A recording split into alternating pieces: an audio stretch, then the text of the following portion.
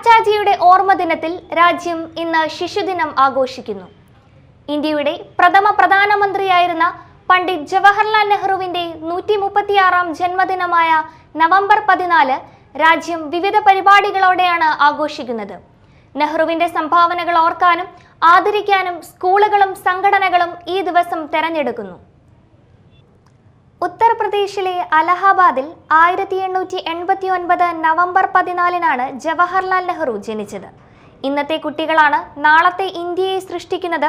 നമ്മൾ അവരെ വളർത്തുന്ന രീതിയാണ് രാജ്യത്തിന്റെ ഭാവി നിർണ്ണയിക്കുന്നതെന്ന മഹത്തായ വാക്കുകൾ അദ്ദേഹത്തിൻ്റെതാണ്. കുട്ടികളുടെ അവകാശങ്ങൾ, ആരോഗ്യം, വിദ്യാഭ്യാസം, മൊത്തത്തിലുള്ള വികസനം എന്നിവ പ്രോത്സാഹിപ്പിക്കുകയാണ് ഈ ദിനത്തിന്റെ ലക്ഷ്യം. കുട്ടികൾക്ക് പ്രിയപ്പെട്ട ആളായിരുന്നു നെഹ്റു.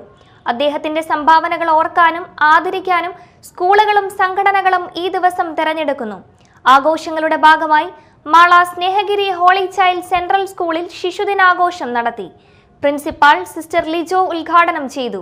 PTA പ്രസിഡന്റ് കുര്യൻ ആലപ്പാട് സംസാരിച്ചു. ശിശുദിനാഘോഷത്തിന്റെ ഭാഗമായി അമ്മയോടൊപ്പം എന്ന മത്സര പരിപാടി നടത്തി. വിജയികൾക്ക് സമ്മാനങ്ങൾ വിതരണം ചെയ്തു. ശിശുദിനാഘോഷത്തിന്റെ ഭാഗമായി കൊടുങ്ങല്ലൂർ ഗുരുശ്രീ പബ്ലിക് സ്കൂളിൽ വിവിധ കലാപരിപാടികൾ സംഘടിപ്പിച്ചു. KG വിദ്യാർത്ഥികളുടെ സംഘനൃത്തവും സംഘഗാനവും വേറിട്ട അനുഭവമായി. KG കുട്ടികളുടെ പുഞ്ചിരി മത്സരം നടന്നു.